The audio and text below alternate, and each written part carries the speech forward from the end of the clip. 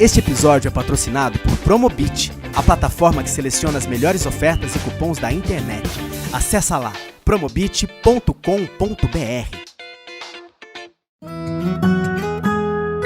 Em casa, a gente conversa.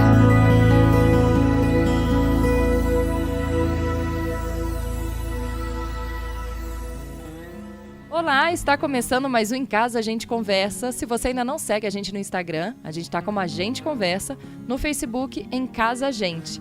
Também tem as nossas plataformas digitais, estamos em todas, no Deezer, Spotify, YouTube, iTunes, pode escolher a sua predileta aí para ouvir os nossos episódios. Hoje a gente vai conversar com pais e o tema é pais participativos. Hoje quem está aqui com a gente é o Daniel Moreira, pai do Francisco, de 4 anos, sociólogo. Atualmente trabalha rodando por algumas cidades do interior paulista, o que tem impacto direto no dia a dia com o filho.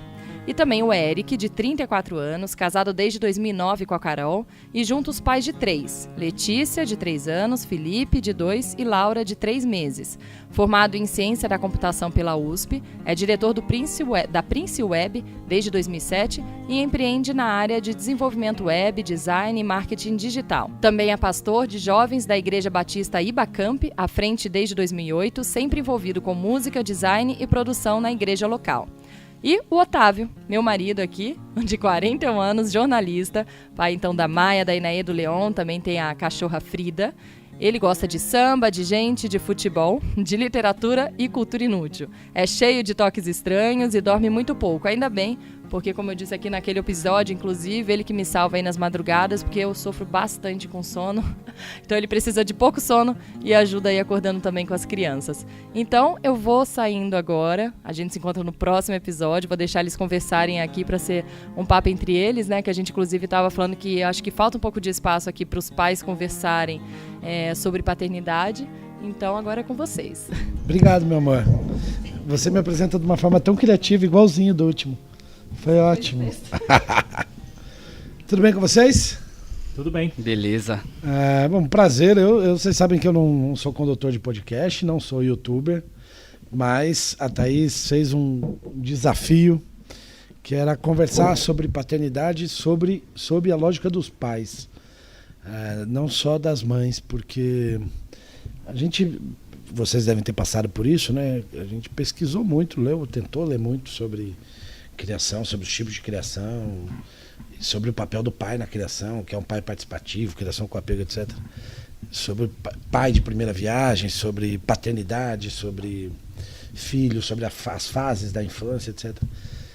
Via de regra, a maioria da literatura sobre isso é o relato da mãe sobre como cria os filhos, né? Então, mas tem muita coisa que se confunde em grande medida com autoajuda sobre os pais, né? Tipo, você tá em casa uma deusa, uma rainha, cuide dela como...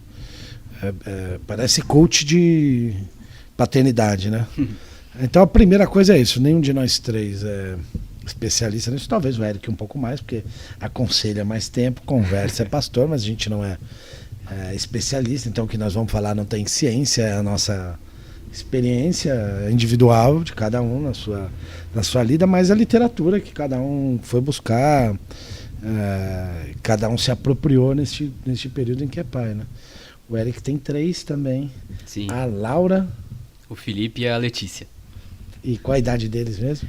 Então a Laura é novinha, acabou de fazer 3 meses, o Felipe vai fazer 2 anos e a Letícia tem 3, vai fazer 4 em breve também. Parecidíssimo com os nossos. Sim, é uma escadinha, é a nossa trinca. O Daniel, pai do Chicão. Sim. Que vale por uns 2. Não só no tamanho, né? Não só no tamanho. Disposição também. Disposição e energia. 4 anos e meio que nossa família aumentou e trouxe bastante animação pra gente aí. Vou fazer uma pergunta para os dois pra gente começar essa conversa. O papel do pai na contemporaneidade, vou chamar desse jeito, não é para sofisticar não, é só porque eu não ficou bonito. Sei chamar de outro jeito. É diferente do que foi há pouquíssimo tempo atrás, né? Em pouquíssimo tempo eu estou falando de uma geração. O jeito como meu pai enxergava a paternidade, o pai de vocês, não estou nem falando dos meus avós, né? É muito diferente do jeito que a gente enxerga. Isso tem muito a ver, por óbvio, também com a Revolução das Mulheres, que nos obrigou a enxergar de forma, não foi uma boa vontade, como regra, dos homens, né? O protagonismo feminino nos empurrou a obrigação de refletir sobre o que é ser pai e tal. Mas minha pergunta para vocês, o que é ser pai neste pedacinho do mundo chamado Brasil, no século XXI, nessa altura da vida de vocês, com a idade que vocês têm, com a experiência que vocês têm? O que é ser um pai participativo? O que é a paternidade a essa altura do campeonato? Pode começar quem quiser aí. Daniel.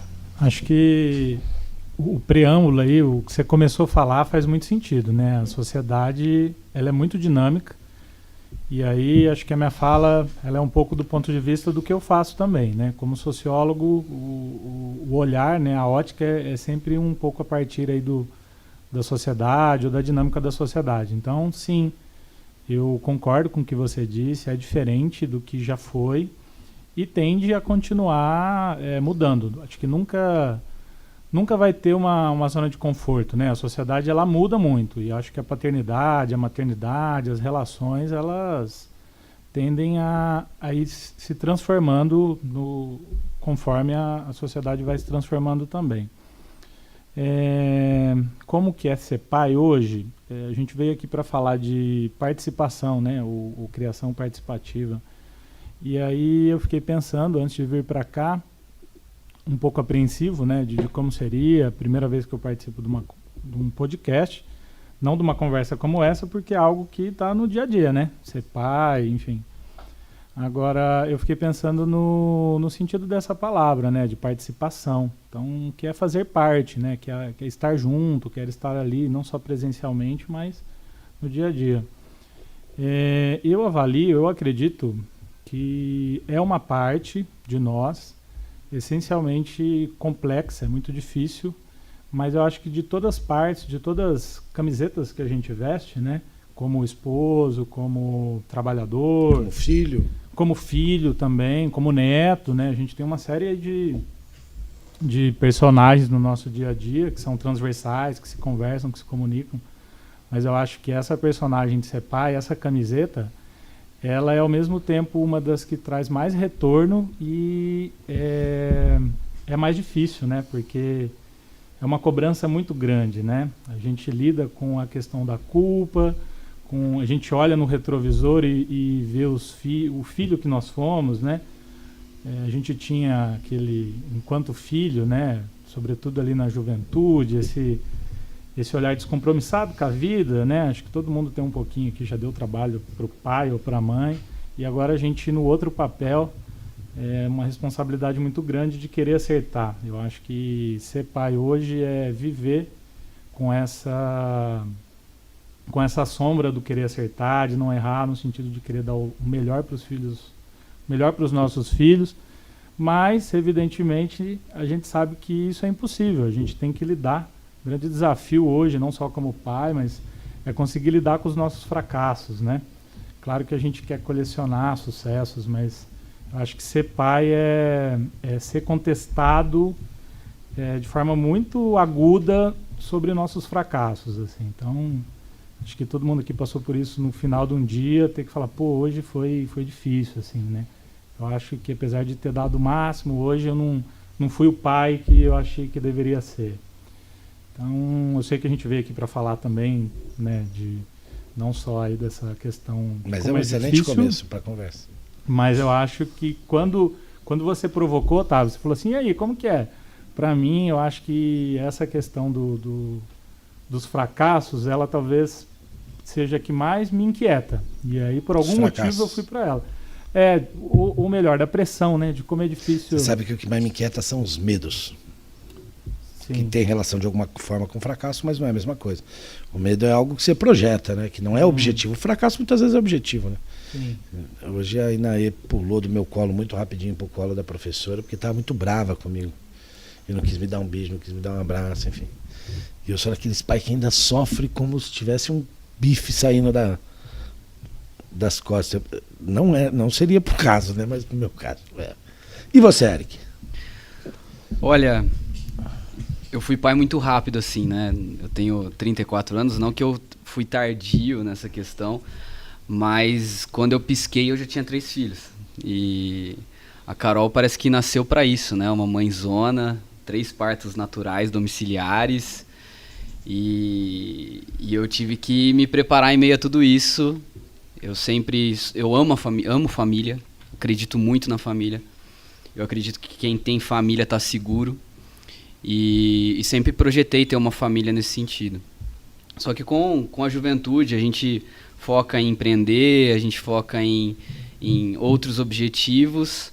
Chegou uma hora que parece que liga uma chave na esposa, assim, e fala assim, ó, agora é a hora, né? E aí eu tive que me preparar rapidamente para ser pai. E na verdade, todo o processo foi uma preparação para o parto, né? Porque como foi um parto natural, eu tinha que estudar, como todo japonês. A gente fui para os livros e você acha só parto com amor, você não acha nada sobre paternidade nesse sentido. E aí depois que nasce, você fala assim, não, agora, e agora? Agora é comigo. Agora que é a hora de ser pai. Né? E a referência que a gente tem é o pai que a gente teve, porque eu acredito que hoje, no mundo em si, e por isso que eu acho que esse podcast é tão importante, faltam referências, né? A gente hoje, com os amigos, a gente discute muito sobre isso, mas falta muita informação nesse sentido. A gente discute muito para não discutir sobre nada, né? Exatamente. Porque as relações nesta quadra da história, elas são todas muito superficiais. Sim, exatamente. Te encontra o cara, dá um abraço, dá um beijo, se o cara fala assim, aí, como que tá, não sei quem, já tá correndo para ir embora para casa. Né? Quando que a gente vai falar sobre culpa? Entendeu? Quando a gente vai falar sobre fracasso, claro. Entendeu? Tipo, eu ouço falar, a mulher fala assim, nasce um filho, nasce também uma culpa. Mas a gente carrega uma culpa também grande, nem chega nem perto, né, de uma mãe, mas a gente carrega uma culpa também de, às vezes, estar ausente ou de não conseguir. Eu acho que o maior desafio de ser pai é a questão de ser inteiro. Né? É o que eu mais sofro, assim, sabe? É ser inteiro nas relações com os meus filhos. Seja pelo meu trabalho, porque por mais que eu esteja bastante presente, às vezes eu tô com o celular na mão, às vezes eu tô dividindo esse tempo com alguma outra coisa, essa atenção com alguma outra coisa. Então, eu acho que ser pai nesse momento assim, é você conseguir ser um modelo, mas assim, aquela referência de quem quer estar perto, de quer viver experiências juntos, assim, eu acho que isso que me cativa muito os meus filhos, eles querem viver experiências comigo, querem brincar, querem estar comigo, e eu acho que não existe nada melhor para um pai do que ter esse retorno, né? Então, ser pai nesse momento, eu acho que é conseguir se desligar. Acho que coisa que não acontecia tanto na geração passada por conta do formato, né? Hoje é muito dinâmico. É a gente conseguir se desligar de toda essa dinâmica e poder construir uma relação de amor, de cuidado, de olho no olho, de inteireza. Então acho que esse é o grande desafio de ser pai nessa geração. E sobre paternidade participativa, né? Estava pensando aqui enquanto estava vindo para cá para gravar, fiquei procurando literatura sobre isso, porque, enfim, eu também fui convencido sobre parto natural, meus filhos fizeram parto natural. E eu me senti meio burro, meio estúpido, né? Porque a minha primeira conta foi, mas não sei quantos mil anos de evolução da ciência para chegar e parir como pare um índio 500 anos atrás e tal. E eu me considero um cara esclarecido e tal. Depois que eu li sobre isso, eu me senti tão estúpido, tão imbecil de falar uma bobagem dessa na época para a Thaís. A Thaís é que me guiou pelo braço para assistir, para ler, para compreender e tal. E desde então, pelo menos sobre criação, eu tenho tentado ser ter menos caixinha, menos uma tese pronta, tentado menos taxativo, tentado experimentar um pouco mais e tal. Os filhos são todos diferentes também, as experiências são todas diferentes. Até porque não existe receita de bolo, não tem, né? É claro, não tem, faz isso aqui vai dar certo. Numa mesma família, você cria um, sai de um jeito, sai tudo no mesmo lugar e cada um sai de um jeito, né? Mas sobre paternidade participativa, tem literatura, apesar de não ser ampla, não ser demasia, mas ela gira sempre em torno da ideia de que o homem, quando participa, ele não é o paizão. Ele gira sempre em torno do debate sobre o que é o feminismo, a criação das mulheres, o mundo patriarcal. Quem sou eu para fazer tese diferente disso? Que a criação, a paternidade participativa, ela vai inventar a roda sobre outra coisa. Mas desse aspecto, vocês não acham que em alguma medida esse protagonismo feminino, essa emancipação das mulheres com mais força no século XXI, que claro que encontra, por outro lado, também uma reação de setores mais retrógrados, tal, que não aceitam isso, mas em grande medida nos liberou também, né? Porque eu gravei o podcast, chorei de manhã, quase chorei agora de novo, só falando da minha vida. Você imagina se meu pai me visse chorando, falando dessas coisas. Meu pai não está mais vivo, né? Mas ele, não por maldade, mas ele ficaria constrangido com o negócio disso, né? Meus amigos se reuniam no bar para discutir a gostosa que passou ali, com a bunda de não sei o quê, o jogo, a coisa mais rasa. Agora a gente está fazendo podcast, mas a gente tem liberdade também. É bizarro falar que o homem precisa de algum tipo de liberdade, porque a gente não é oprimido, a gente é opressor o tempo todo nas relações, né? Sim. Mas de uma certa forma as mulheres ao lutar pela sua liberdade também nos libertaram em alguma medida, né? Não tem tanta literatura sobre paternidade participativa, mas me parece que ela é, em última medida, a nossa liberdade de vivenciar experiências românticas, em alguns casos na relação com os filhos, que nos era proibida, né? Tipo, a mãe cuida, o pai educa, eu vou contar pro seu pai aquelas bobagem do universo patriarcal. Pergunta pro seu pai, né? Pergunta pro seu pai. Minha impressão é que a nossa geração, a não ser quem tem muito apego a esse negócio antigo, está completamente livre disso. Assim, erra porque a gente mamou na teta do preconceito, do machismo, do tal. Mas, então erra por conta disso. Mas não tem uma obrigação de ser isso, tão livre. A gente pode ser qualquer outra coisa, né? Eu acho que a gente vive esse conflito, de certa forma, porque a gente consegue visualizar isso e acho que trabalha isso diariamente, né? Essa realidade que se impõe, mas ao mesmo tempo a gente tem muito forte ainda como isso se dava antigamente. Então, por mais que a gente se esforça para ser desconstruído e vive e fomenta e quer e deseja, eu acho que ainda tem algumas forças que nos seguram muitas vezes. Eu não sei muito bem como expressar isso, eu concordo contigo. Eu a gente acho é que livre, toda mas está mudança, preso ao passado. Eu né? acho que toda mudança ela impõe aí, de certa forma, um conflito e junto com esse conflito você tem algum ele não é linear, né? Ele não começa daqui e vai para lá. Ele tem uns revés, ele é meio espiral. Ele vem e volta. Isso.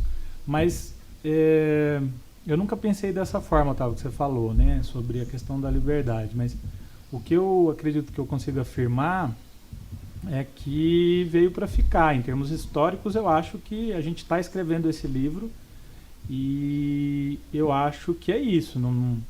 Né? Apesar de as forças conservadoras, né, tentar olhar para trás e...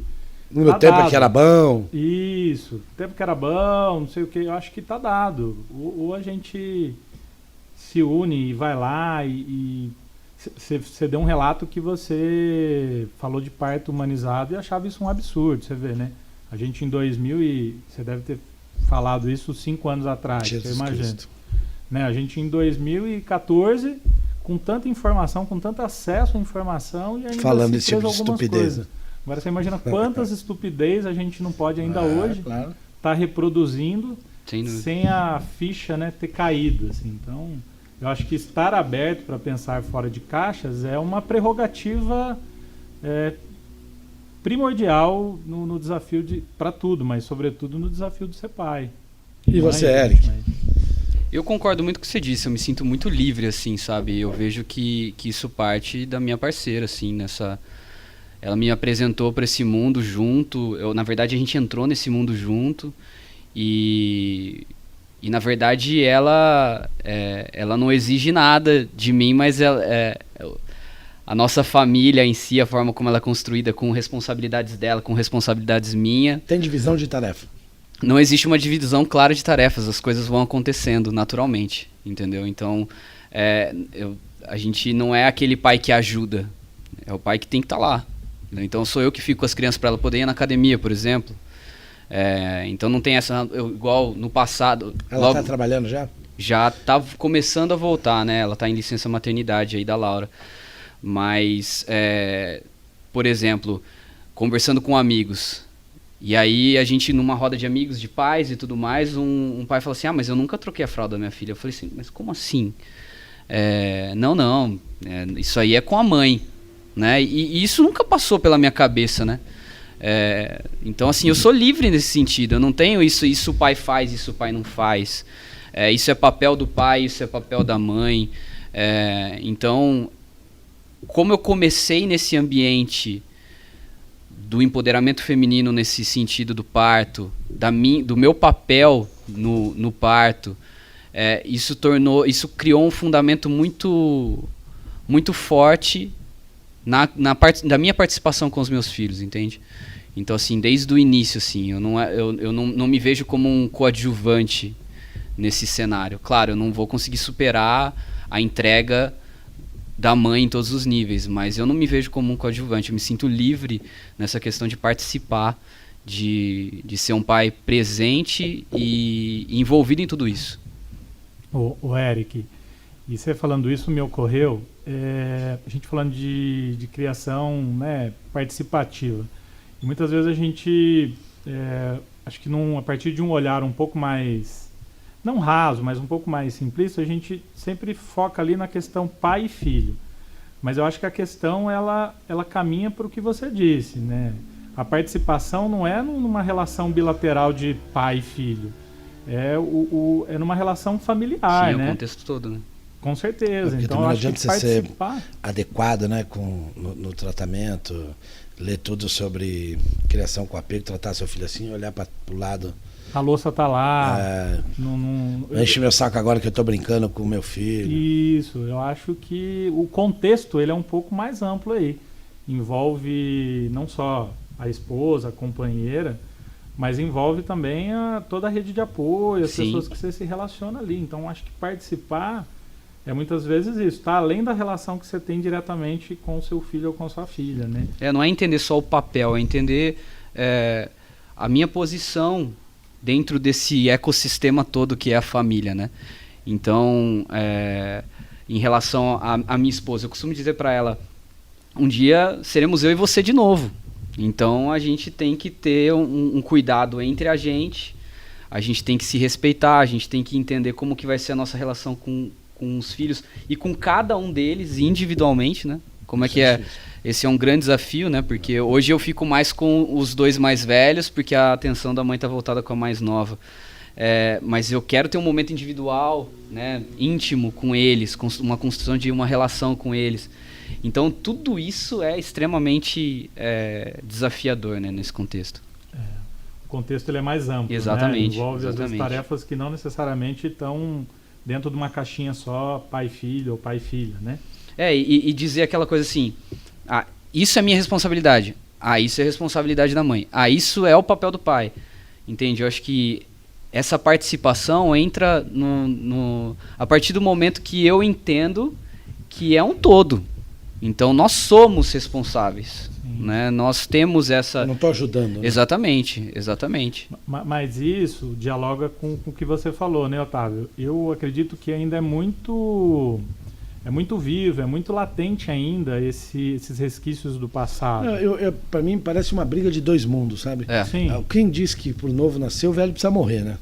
Não basta que o velho fique moribundo, ele precisa, pro novo nascer, o velho precisa morrer. Nós estamos numa fase de mudança histórica que ou o velho morre, essa velha ideia de que o homem é dono, ele pode, ele ajuda, a mulher cria e tudo que o homem faz é uma dádiva, é uma bondade. Esse mundo precisa morrer para que outro nasça. E é por óbvio, como esse mundo ainda é super novo, esse que precisa morrer, talvez daqui 100 anos, né? Mas nós estamos numa transição histórica. Em termos históricos, sensacional, né? Isso leva tempo, né? Muito tempo. E em certa medida, não sejamos hipócritas, eu acho que isso é dolorido também. Para nós, né? Sim, porque é um dedo na ferida ali na secular zona de conforto dos machos, assim, né? Sim. Digamos. Mas, ao mesmo tempo, acredito que aqui a gente não tem dúvida de que É para lá que se aponta, é para lá que E a caminhamos. dificuldade nesse negócio é fazer a sua autoanálise, né? Porque a gente fica falando aqui em voz alta, meio que numa torcida pra gente ser melhor também, né? Claro. Sim. A gente tava brincando sobre isso antes de começar o programa. Não é melhor nem se estender nisso, porque se perguntar pras nossas esposas, elas vão falar que a gente é um bando de bosta. Macho alfa, meio machista, meio escroto. Que é uma um monte de redundância coisa. gigantesca, É né? uma Homem, redundância. bosta, Então, né? tem que Essas- ficar se cuidando o tempo todo, porque o mundo tá aí o dia inteiro, né? Eu fico pensando, assim, mudando de pato para ganso, mas dando um exemplo que me parece pertinente. Eu saí de um grupo de WhatsApp de amigos que adoravam postar pornô de como tem uma expressão em inglês de vingança,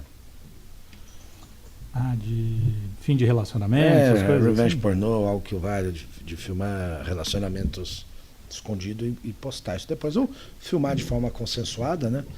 E depois acabou a relação, transforma isso num vídeo erótico, num vídeo pornô e tal. Qual é o limite desse tipo de ética que a gente tem? Do tipo, eu estou criando meninas também, não crio só um menino, tenho minha esposa. Ser um pai participativo é ter um comportamento em casa que esteja à altura do que tem na rua, ou é ter um comportamento em casa diferente, né? Tinha um ditado antigo, você que é pastor, que dizia que não dá para o pastor ser pastor só da porta da igreja para dentro, porque ele dá o exemplo o tempo todo, né? Isso vale para nós também, Sim. né? E isso me parece muito mais difícil, porque você construi um personagem de pai que se foca cientificamente, lê 3, 4 coisas sobre como tem que ser. Você constrói esse personagem para tratar sua esposa, seus filhos e tal, mas saiu de casa, volta a fazer as mesmas coisas, a dar risada das mesmas piadas num grupo de amigos, né? E isso para mim é o mais difícil. Isso não tá resolvendo na minha cabeça. Assim, eu saí de um grupo e tal, mas eu mantenho relação com gente que faz piada, um tipo de piada que eu já não acho mais graça, mas tô sempre. Você não roda mais nesse sistema, né? Não, eu mudei meu sistema, mas eu rodei, mas não estou emancipado, eu não grito, falo, mano, não faz isso que é uma vergonha e tal. Enfim. Uma outra coisa que você vê também esta me parece uma das principais contradições do nosso tempo, porque como outro mundo não morreu ainda, ele está aqui todo dia, né? E é filha de alguém, e é esposa de alguém, e é um tipo de constrangimento que você aceita desde que não seja com os seus, com o seu núcleo. E aí eu acho que a paternidade ela é vigilante nesse sentido, né? Porque é o tipo de provocação, e não querendo romantizar, eu acho que não é isso. Mas quando a gente se torna pai, acho que a forma como a gente vê para isso, ela é uma forma diferente de quando a gente não era. Então, os nossos filhos, de certa forma, é o que a gente acredita, que a gente idealiza, que né? a gente idealiza para o mundo que a gente quer. Então, a régua nossa você pra gente é a régua pros filhos. você tem um compromisso agora, né? Então, é esse filho que te auxilia aí a alterar a rota, e coisas que antes faziam sentido, como esse tipo de situação, você repensa, você fala, mas peraí, por que eu estou no automático aqui, né, gostando ou prestando atenção em uma prática que não condiz com o que eu quero para o meu filho, para minha filha, para mim, para minha É porque família, se eu não né? quero que meu filho tenha esse comportamento, porque eu tenho. Pois é, exato. É Eu muito acho que é fácil você simples. tratar ele bem, trata a esposa bem, mas você tem um tipo de comportamento que você não quer que seu filho tenha. Você traduziu bem a angústia, que eu acho que é minha, mas é de um monte de gente, né? Tem um monte de coisa que a gente faz escondido, assim. A gente não gostaria que o nosso filho tivesse comportamento, que a nossa esposa tivesse, mas a gente tem. Sim. Eu não estou falando de traição, estou falando de outro tipo de bobagem. E participar de modo geral é ensinar pelo exemplo, né? Porque ninguém engana ninguém a vida inteira, né? Pode enganar um tempinho quando é criança, mas o que é você, em algum momento, você está pelado para os seus filhos. E eles vão, nesse momento, quando deixam de olhar com o olho de super-herói, né? Do super pai, da super mãe, que é o olhar romantizado sobre os pais, no momento que eles nos veem pelado é que você vai ver o tipo de influência objetiva que você gerou sobre eles, né? Porque existe este discurso que é super hipócrita em alguma medida, né? Do cara que minha família, eu só cuido da minha família, mas assim, uma criança passar fome na cerca para fora da minha casa não me diz respeito, desde que meu filho coma bem. Isso é uma mensagem poderosíssima para o seu próprio filho. Não importa o que você diga sobre isso, que só se preocupa com o próprio filho e tal. Esse é um exemplo mais radical, mas que vale para as outras coisas, né?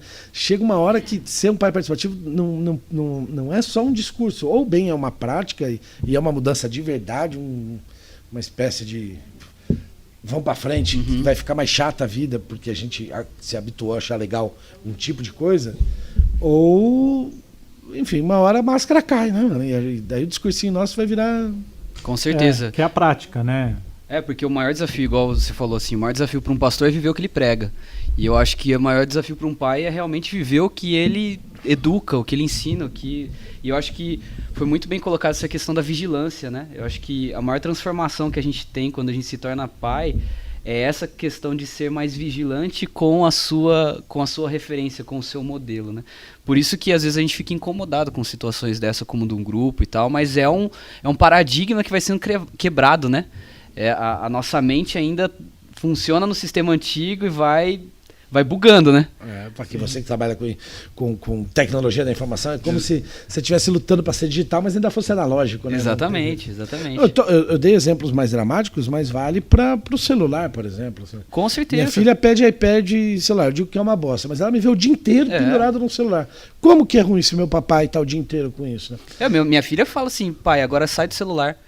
Então, assim, essa questão de ser vigilante, né? Legal. Eu tô postando uma coisa linda sobre paternidade no Instagram, mas a minha filha tá falando nessa hora, ó, pai, para de me filmar, fazer story agora, porque eu quero brincar. Entendeu? O Eric, a questão que você falou do inteiro, né? E eu acho que isso é um gancho interessante também para a gente falar da questão de presença, né? Porque participação, de certa forma, pressupõe presença, mas a presença, ela é relativa. Às vezes não é só o fazer, né? Às vezes você tá ali... Não é só a presença física. Não é só a presença física. A cabeça física. tá...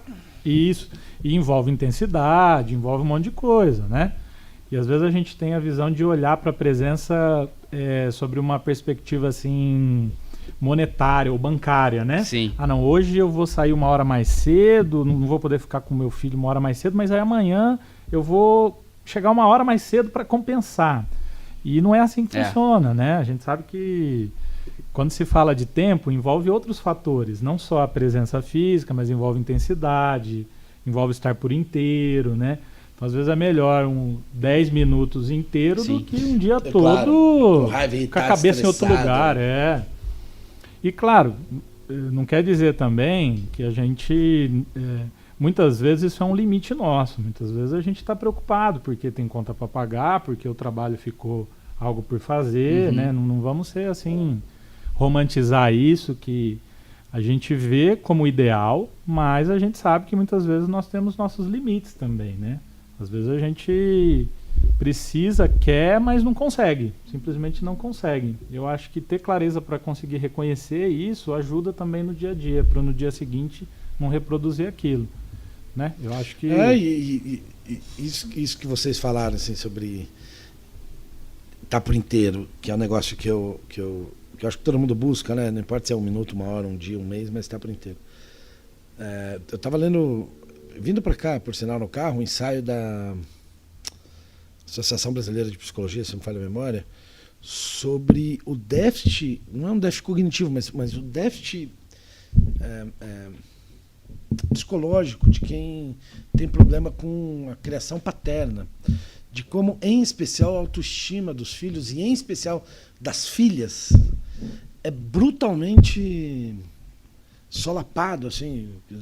Eles fizeram uma pesquisa controlada, e eu não vou me lembrar qual era o universo de pessoas pesquisadas, mas assim, entre as meninas que cresceram sem a presença do pai e com a presença do pai, mesmo com a presença do pai, mas de forma obtusa, violenta, etc., é brutal a diferença de como elas se avaliam nos seus relacionamentos com parceiros de adulto, como a autoestima é completamente comprometida. Né? É muito forte. Assim, eu tenho, como eu trabalho com jovens, né, em vários casos a gente olha para a figura paterna e às vezes uma ausência já sabe, olha, tem um problema relacionado à referência, à figura paterna, à presença dessa figura, é algo realmente forte, assim. E faz todo sentido quando você lê um ensaio relacionado à área de psicologia.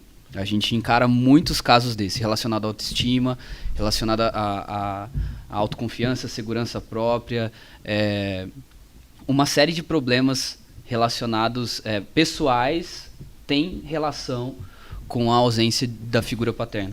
E eu imagino que isso é uma tragédia, né? Porque se a gente... É uma tragédia. Sem números, você citou aí um artigo que você leu, mas sem números a gente sabe de como isso aflige o mundo.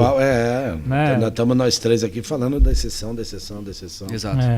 E aí, eu imagino que, não particularmente, eu sempre fui criado, né, por uma família, né, nos moldes estruturada, meu pai muito presente, meu pai com horários diferentes, meu pai foi bombeiro, então fazia aqueles turnos, né, de 3, 4 dias, aí ficava O pai herói mesmo, né? Mas isso nunca, essa ausência por algum dia, isso nunca foi um problema, assim, olhando para trás hoje.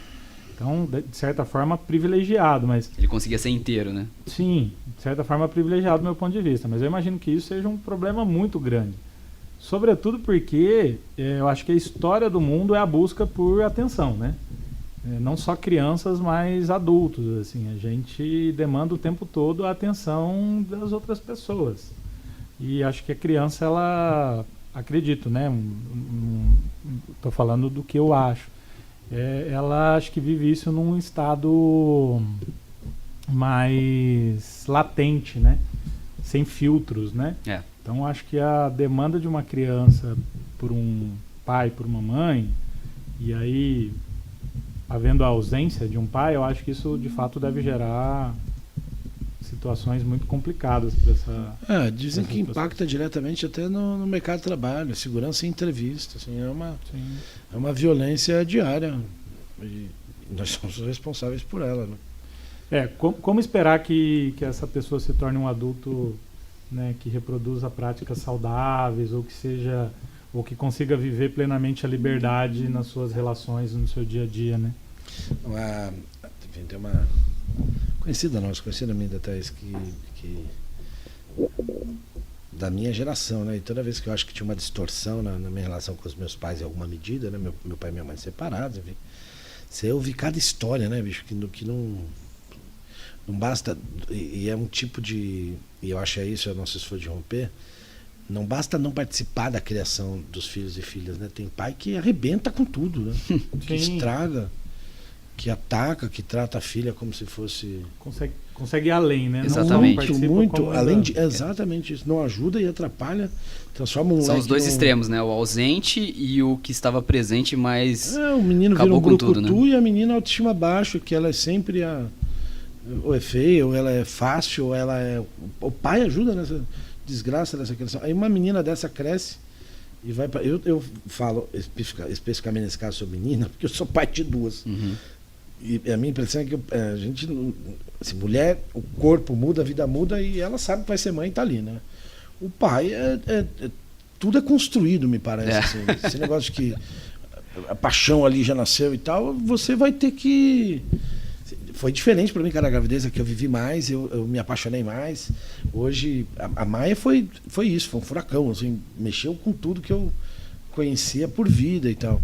Eu tava mais na gravidez, cantava e tal, eu tava trabalhando muito. Então precisou de um tempinho ali para eu me conectar com ela. E eu até falei no outro podcast sobre isso. E hoje é surreal, porque eu tenho que ficar me policiando para não dar mais atenção para a Inaí do que para a Maia, porque a Maia está acostumada com um padrão de atenção que eu não consigo mais dar aquilo, porque a Inaízinha agora, minha impressão é que demanda mais de mim, que é mais de mim e tal. Aí você imagina que você vai ler sobre essas coisas, sobre criação de meninas e tal, e quase tudo que você acha é a desgraça que é ser mulher nesse mundo, né? É como a gente é um bando a sociedade é estúpida, o homem é...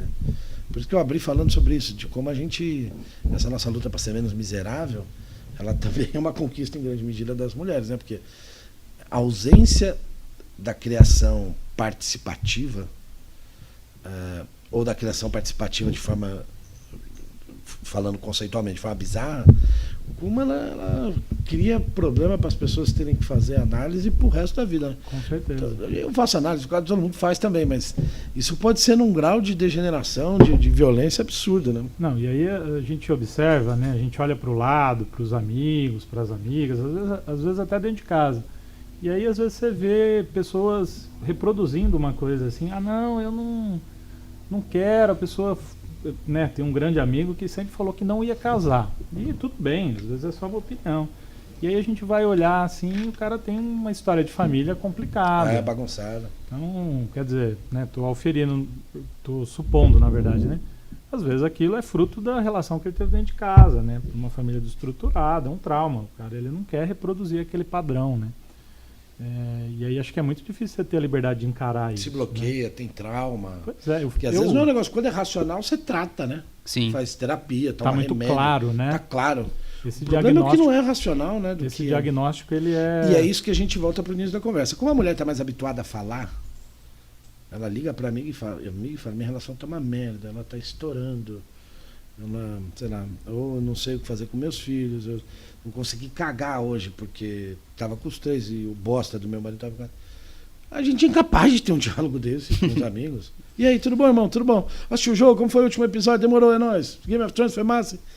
Então... É estrutural isso. É estrutural. Né? A gente não... Como a gente não racionaliza, as nossas barreiras inconscientes, psicológicas, vão criando caminhos para você sair das encralacradas do dia, né?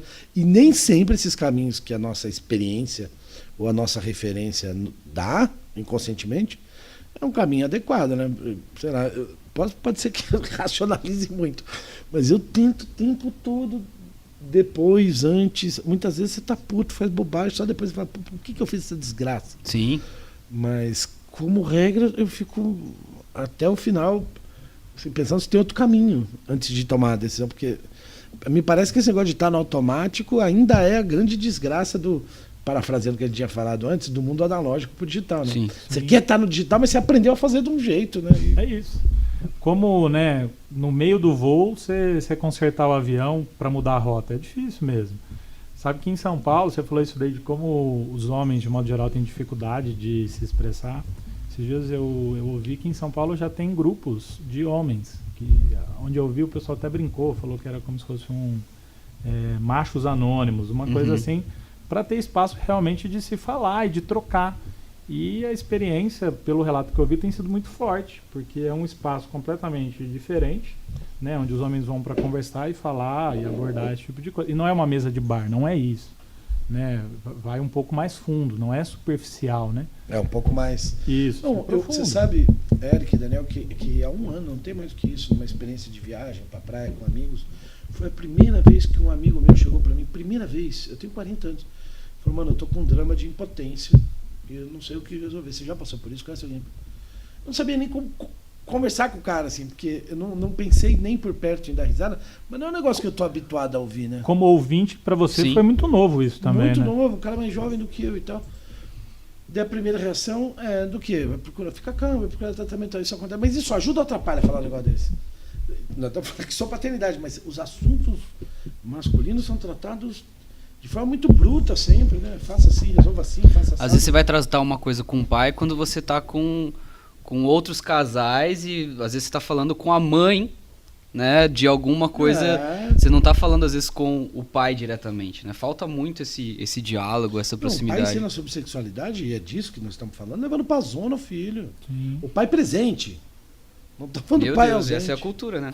Não, e ensina quando, né, ensina. Quando Existe ensina. muito caso de que, ó, É na simplesmente raça. não se fala nada e aí a criança fica aberta a buscar isso por conta, sozinho. Hoje em dia... com Na o nossa acesso época que se aprende tem- na rua, né? A gente- Isso, na nossa época a internet era mato, não existia, né?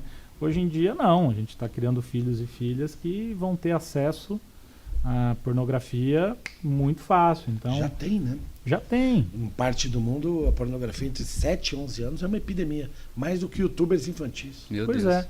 Aí você fala, como não, né, como não ensinar ou como não abordar isso, né? Acho que é até pior. Antigamente se levava para a Agora, zona, falando, hoje em dia a gente você... está falando no campo da abstração, né? Aqui, Sim. boa Sim. prosa. Objetivamente, vocês acordam, Eric primeiro, você acorda, um pai participativo faz o quê? Qual é a sua rotina? Pois é, eu tenho a responsabilidade de arrumar o Felipe, que é o do meio, e graças a Deus eu tenho uma rede de apoio sensacional. Pô, que inveja, cara. A minha tia, a tia da Carol, ela é diretora de uma creche e o Felipe vai para essa creche. Então, eu arrumo o Felipe, desço de pijama, coloco o Felipe no carro e subo de volta. Então, assim, aí eu subo de volta, às vezes se eu tô cansado eu durmo um pouco, senão eu já começo alguma coisa, mas ultimamente tem sido isso. E nessa fase onde a Laura tá pequena, eu arrumo a Letícia e levo ela, ela faz algumas aulas na academia, então esse é o meu papel pela manhã. Só que então, como a Carol tá em casa com a bebê, então eu fico nessa responsabilidade desse leve e traz e tudo mais. E de manhã é assim, mas juntos, eu e minha esposa à noite, a gente vai arrumando tudo, né? Mas aí um vai percebendo o outro. Por exemplo, ontem ela percebeu que eu tava bem cansado, ela foi lá e foi arrumando tudo, foi fazendo tudo. E a gente vai se olhando, vai se entendendo nesse sentido. Você tinha que você reduziu, você estava numa de empreender, acelerando, botando o pé no acelerador, você reduziu um pouco para ter mais tempo com os filhos. Foi uma opção profissional, consciente? Como foi isso? Como foi essa epifania? Não foi tão consciente assim, do tipo, agora eu vou tirar o pé. Quando você tem um filho, as coisas vão acontecendo, né? Então, aprender a ser mais produtivo em menos tempo. Então, bom, eu tinha uma carga horária maior, agora eu tenho que ser mais eficiente. Eu não posso ter... Exatamente. Não posso ter as distrações que eu tinha. Mas a gente continua descansando no trabalho, né? Sem dúvida. Né? Chega no trabalho, sento na minha mesa, consigo pegar um café e começar ali a responder as atividades e tudo mais. Em casa a gente não consegue. Não, eu não tenho mais home office. Não existe isso mais, assim. Eu conseguia, às vezes, adiantar alguma coisa, não, esquece. Você sabe que eu parei de falar sobre isso com a Thaís, porque... voltando, como a gente é escroto, mais de uma vez, eu tô estudando o dia inteiro, como você não conseguiu fazer isso? Eu tô com vontade de tacar um ferro quente de passar roupa na minha lata, né? Nossa, eu nunca nem ousei. Eu falei isso uma ou duas vezes pra ela, de imbecil que eu sou. Há pouco tempo atrás, eu sempre fiquei com elas em casa, mas finais de semana, quando eu não preciso trabalhar, né? Uhum. Quando eu chego em casa, eu consegue desligar. De fato, desligo. Não gosto de ficar com o celular na mão, fico com elas. Máximo põe um jogo de futebol ali pra ficar ouvindo de longe e tal, mas fico assistindo TV, que não fico com elas em casa e tal. Mas algum tempo atrás, pela primeira vez, como eu tava ficando um pouco mais em casa, eu precisei trabalhar. Rapaz, a Maina aí tem um escritório pequenininho no fundo, dava cada tapa na porta. Papai! Cadê você? Eu falei, cara, é impossível isso. Não dá. Aí eu falei pra Thaís, vou achar um coworking, vou sair daqui, não sei o que. Ela vai... Imbecil, você acha que é fácil? Mas nessa coisa da prática, né? No ser prático. Eu tenho uma equipe de apoio, uma rede de apoio sensacional, né? Avós, tios. Por isso que a gente tem 3 filhos, eu brinco. Mas eu converso com a minha esposa, a gente fala assim, acho que eu aplaudo de pé quem é mãe 24 horas, quem é pai 24 horas, porque passar as 24 horas com o filho é um negócio puxadaço. Quando eu fico com os 3... Meu Deus. Parece que eu apanhei. Tomei uma surra, exatamente. É igual fazer um circuito de funcional, uma aula de crossfit, entendeu? Porque você vai ali, troca ali, e aí é um que grita, é outro que chora, aí um tem que trocar fralda. Então, assim, essa parte prática é o maior desafio, porque é intenso. Nossa senhora, não, e eu ainda tenho, não é uma regra, mas às vezes eu durmo fora, né? E eu descanso tanto dormindo fora que dá quase culpa, sabe? Porque eu sei que quando eu tô em casa eu reverso com a Thaís. Uhum. Acordou primeiro ela, acordou segundo eu, acordou depois ela e assim por diante, né? Agora quando eu não tô, ela acorda com todo mundo. Então ela acorda alguma vez por hora durante 6, 7 horas na noite. Dorme picado 5 horas, né? E eu chego inteiraço. Falo, como que aguenta? Cara. Como que é possível? E eu ainda dormi pouco a vida inteira. Ela nunca dormiu pouco, ela sempre gostou de dormir. Mas ela mudou isso como se fosse fácil, assim, mudou a programação e agora não dá pra dormir? Não vamos dormir. Que vamos, né? Mas a rede de apoio ajuda muito mesmo, porque daí quando tá muito na bed, chama a avó, chama não sei o quê. Não, eu fico imaginando assim, se eu tivesse essa rotina que eu tenho matinal, se eu morasse em São Paulo, tivesse que levar outro, acordar muito mais cedo. Então assim, eu tenho 3 filhos, uau, pai de 3 e tal, mas assim, moro perto do trabalho, tenho uma rede de apoio sensacional, consigo conciliar todas essas coisas, então tudo isso facilita muito, né? Esse é um assunto que lá em casa tá pegando. Tá pegando, tá em voga, a questão da rede de apoio. Eu, a Silviane e o Francisco, a gente mora em Sorocaba e os meus pais em Campinas, os pais dela em Dayatuba e lá em Sorocaba somos nós 3. E não é fácil.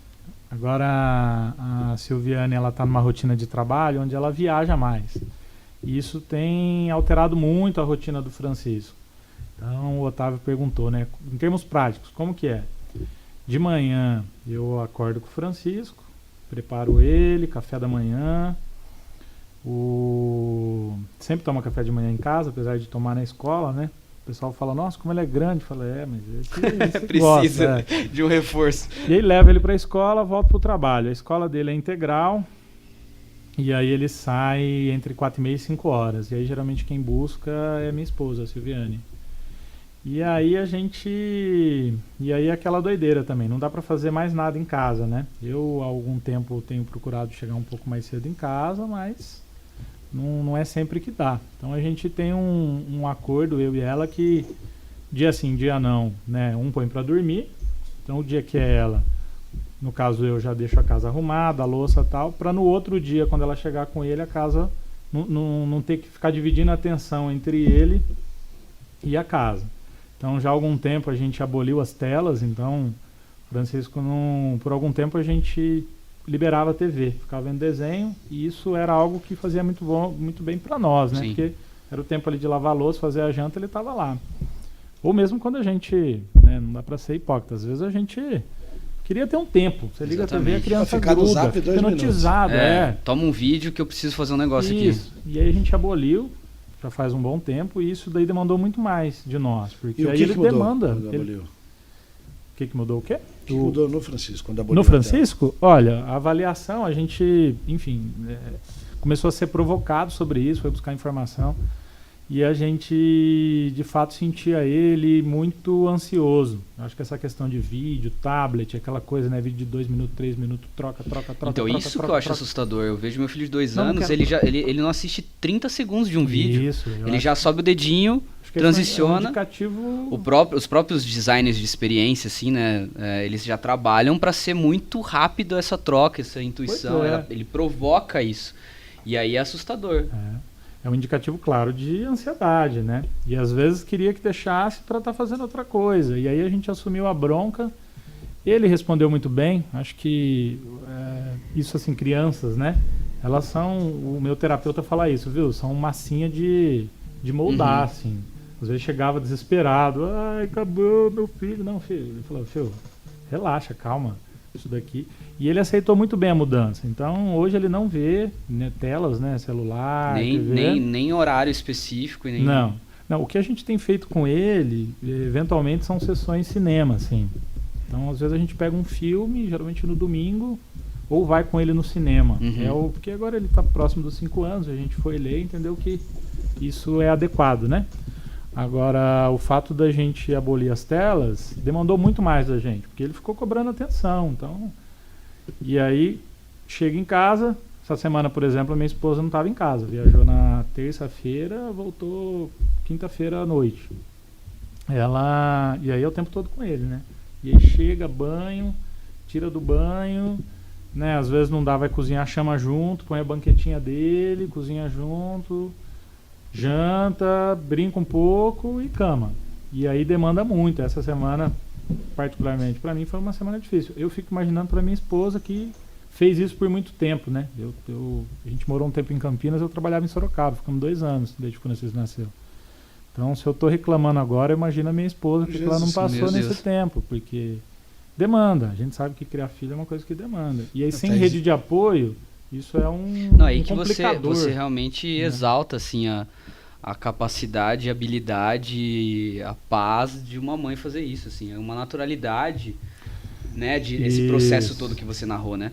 É uma naturalidade, assim, e a Carol faz isso com 3, assim, tá com no colo, tá coordenando o banho aqui, e tá fazendo e tal. Eu já tô suado, eu tô, assim, esgotado. O que eu acho só que a gente não pode fazer, Eric, é naturalizar isso. Exato, né? sem Porque dúvida. eu acho que, assim... Mas exaltar a habilidade, entendeu? eu acho que a gente tem que reconhecer, né?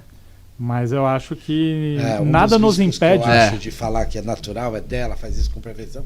Esse negócio é dela, com perfeição ela faz bem, por isso que eu não faço. Exatamente. Eu acho que não. Eu falo, cara, uma vez eu cheguei. Mano, eu sou muito otário. Mas uma vez eu falei algo parecido com isso.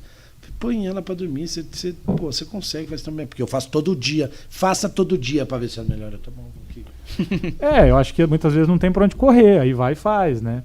Mas eu acho que nada impede um homem de fazer isso sem dúvida, de uma forma natural, impecável, né?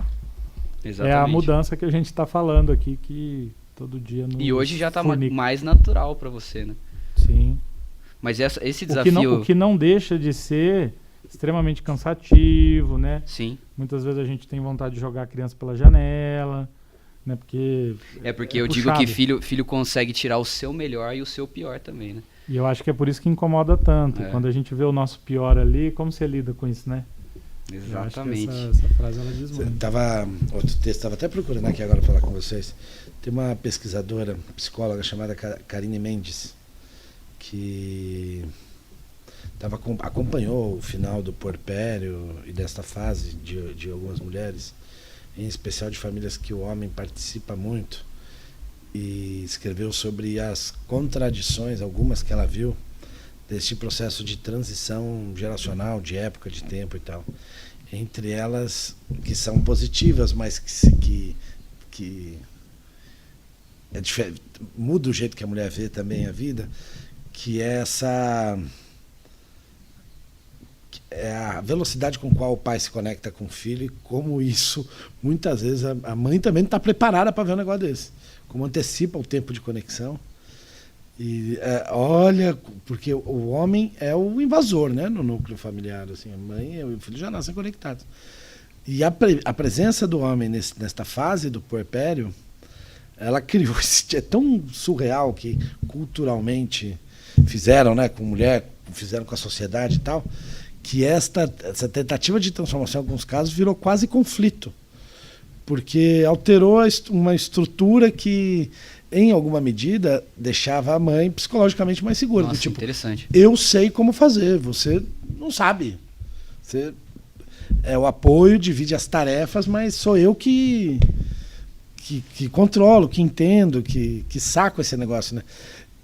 Não me parece que isso é uma construção natural da mulher e do homem, não me parece que é biológico, mas explicar isso do ponto de vista social é quase uma doença, né? O que fazem com a cabeça das pessoas, de que não sei quem está condicionado a isso, não sei quem está condicionado a isso, e tem poucos espaços de intersecção.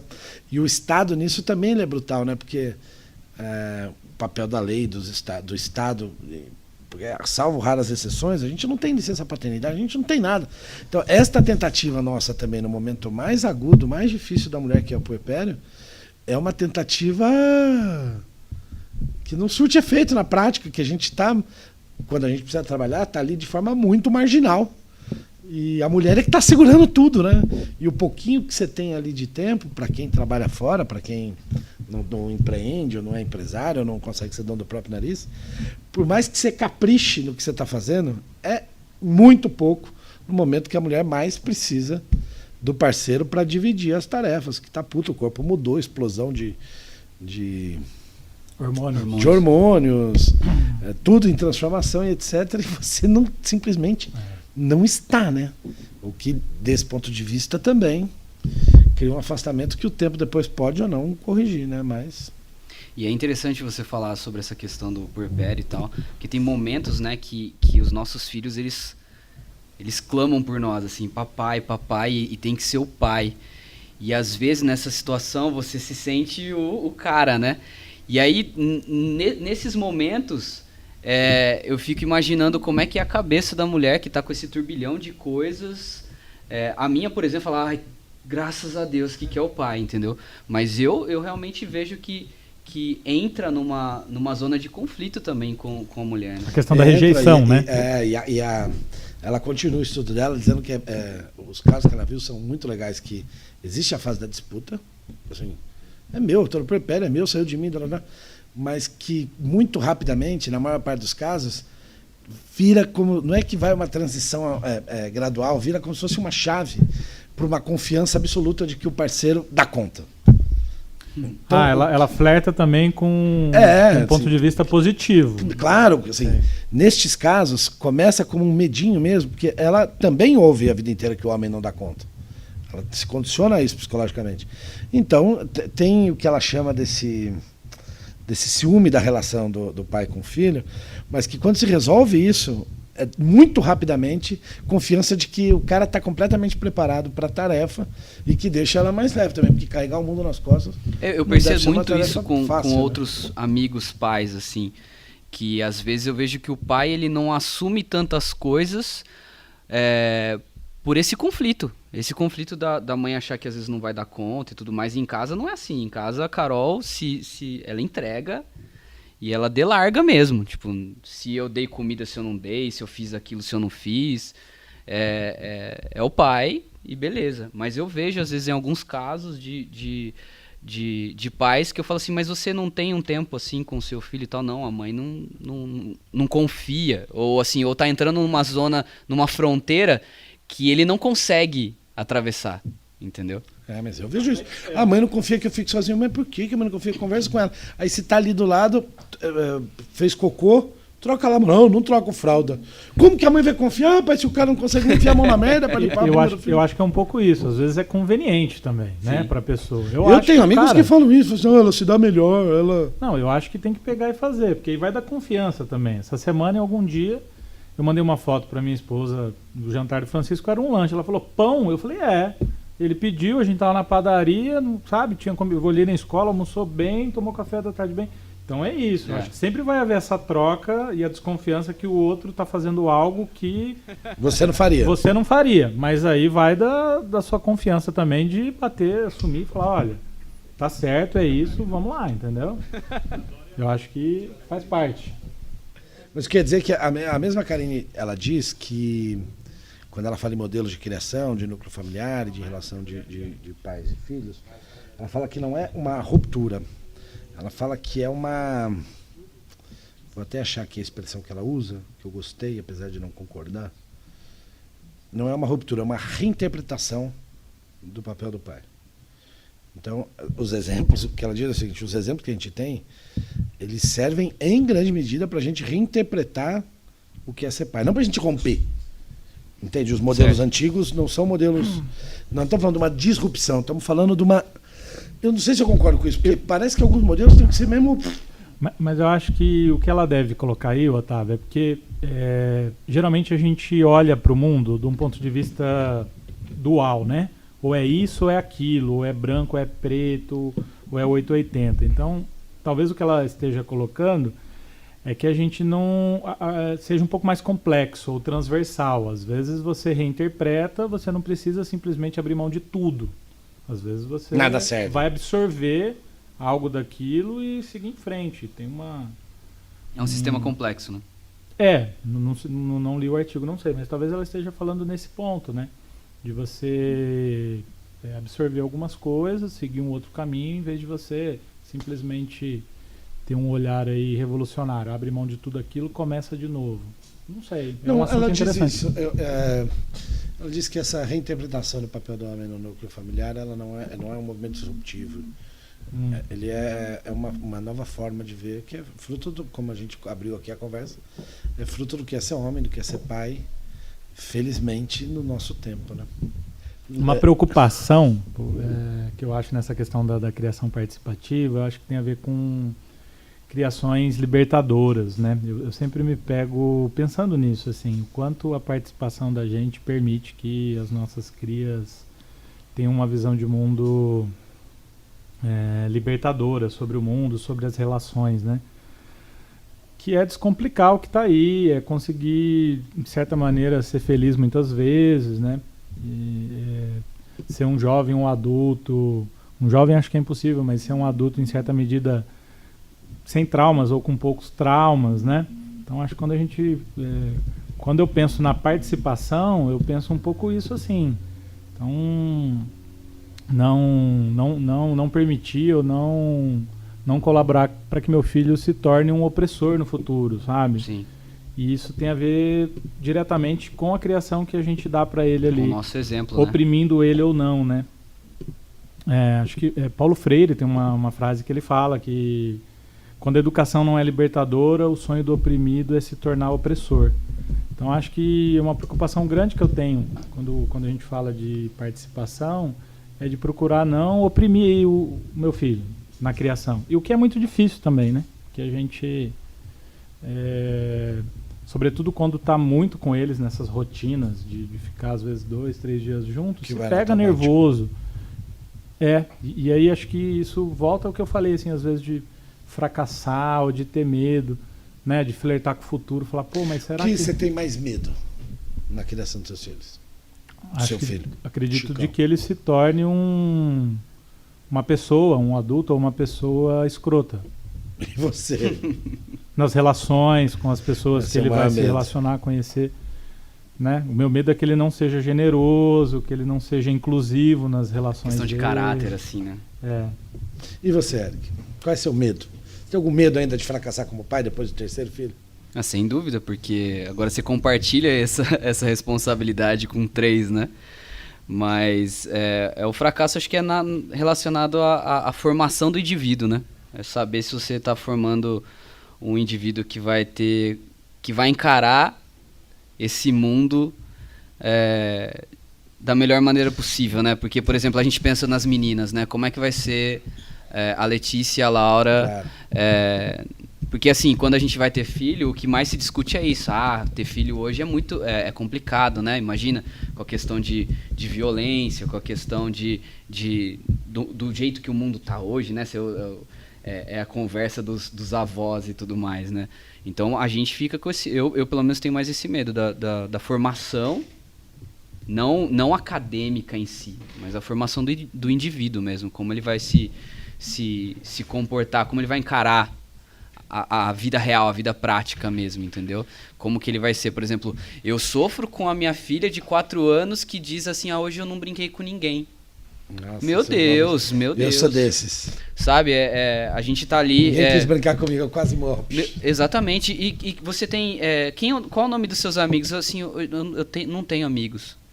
É desesperador, então você pensa assim, como é que vai ser o indivíduo, porque eu acho que a gente olha pra gente, né? Sim. A gente olha pensando assim, como que ele não sofra o que eu sofri, que ele não passe o que eu passei, etc, etc. O que é, de certa maneira, uma preocupação, eu ia falar tola. Porque, assim, o curso da vida é isso, Exato. né? Eles vão ter que passar, em certa medida, por É o que eu ouço a minha esposa falar sempre. por rejeição, por momento difícil. E a gente, como pai e mãe, eu acho que o que a gente quer é que eles não passem por isso. Exato. Mas, ao mesmo tempo, a gente sabe que se eles não passarem por isso, Não em vão algum chegar, momento... Sim. Porque Vai ter nossos pais falavam isso também. Se em Né? algum momento Você ele não vai precisa ter... começar de onde eu comecei, você pode começar de onde eu parei, mas a Não. gente quer passar por tudo, né? Então, A assim... gente sabe que isso não existe. É impossível. Mas você veja que mesmo neste universo, nós somos muito privilegiados, né? Porque uma pesquisa também de 2 anos atrás, se me falha a memória do Ibope, a preocupação de quase 90% dos pais é ter condições de sustentar os filhos. Exato. Sim. Não é uma preocupação de vocês, também não é minha, mas que bom seria, né, se a preocupação central das famílias pudesse ser zelar pelo caráter dos filhos, pela formação de todo mundo, né? Porque você zelando com lupa de olho o tempo todo, como a gente teve distorções na nossa criação, nós não somos, nenhum de nós é perfeito, e os nossos filhos não vão ser, mas a gente tendo todo o tempo do mundo para cuidar disso, sem se preocupar com o salário, com o dinheiro que cai. Imagina quem não tem essa condição. Exato. Otávio, digo mais, né? Tem uma série de pais e mães que a preocupação é de ter o filho vivo, né? O filho ou a filha pior, vivo. claro. Que é a Dá pra ir questão mais da além, violência estrutural, né? Sobre pobres, negros, né? Isso é uma questão mais aguda ainda, né? É algo que hoje, privilegiado que somos, né? Não passa em última medida, né? Qual que é o contexto que a gente pode perder um filho? Sei lá, uma doença, Dificilmente a gente pensa que a gente vai perder um filho porque ele saiu para ir para a faculdade Eu cresci... Com guarda-chuva, com com guarda-chuva e aí uma furadeira e confundiram e deram um tiro nele. Isso, que é o que passa negros, né? E aí a gente pobres. olha para os nossos pais, né? Eu cresci brincando na rua. Hoje seria impossível a gente pensar numa coisa dessa, mas hoje eu me coloco no lugar do meu pai e da minha mãe. Eu com 5, 6 anos já estava jogando bola na rua, com todo tipo de criança. O cara rico, o cara pobre, era um grupo super legal. E aí eu fico imaginando, será que eu ficaria tranquilo numa situação dessa, entendeu? E agora imagine esses pais que têm essa necessidade, tô tendo que trabalhar, você tem 10, 11 anos, você vai ficar sozinho aqui hoje, e é outra realidade. O coração da mão, né? Minha mãe, mais de uma vez, ela ia trabalhar, nos trancava dentro de casa. Minha irmã, com 10 anos, cuidava de 3 irmãos mais novos, sozinha. Isso não é uma exceção, né? Sim. Mas isso é uma boa conversa para um próximo programa. Muito obrigado, Daniel, pela sua participação. Eu que agradeço, foi um prazer. Acho que é importante que a gente fale mesmo do ponto de vista, apesar, né, do homem ter a fala no mundo, né? Mas eu acho que debates como esse geram reflexão. Acho que em certa medida a gente pode sim reconhecer as nossas falhas, nossos erros. Se ouvir ajuda bastante também a alterar aí o rumo, né, Meu medo da é esse, nossa eu ouvi conduta. depois desse programa aqui, o tanto de bobagem que a gente fala. Sem dúvidas, eu acho que vai E olhar servir, pro nosso dia a dia, né? que vai servir como um registro para a posteridade, se a gente cumpriu o que a gente falou ou não, né? Tentar, Obrigado. pelo menos. Isso, obrigado. Eric, você é bom nisso, você devia ter um programa de podcast sobre maternidade. Já saio daqui motivado. É porque tem tão pouco, pô, a gente tá falando que é importante, acho que você devia se aventurar. Com certeza. Gostou da experiência? Bastante, bastante. E ainda mais com esse tipo de pessoas na mesa aqui, foi sensacional. Também agradeço aí essa oportunidade e torço para que esse podcast decole, porque acho que esse é um assunto tão importante, né? Tão importante. A questão da família, a questão da criação de filhos e o papel de cada um. Então por isso saio daqui muito, muito grato. Eu também agradeço vocês dois e quem está nos ouvindo, agradeço a Thaís Sassanha, não tem mais Sassanha, Thaís Maruoca da Silva, que até o final não quis botar o da Silva, mas ficou bonito, Maruoca da Silva. Eu te amo, um beijo. Até o próximo programa, tchau, tchau para vocês. Valeu! Esse podcast é apresentado por Toribá. Para outros programas, acesse toribacomunicação.com.br.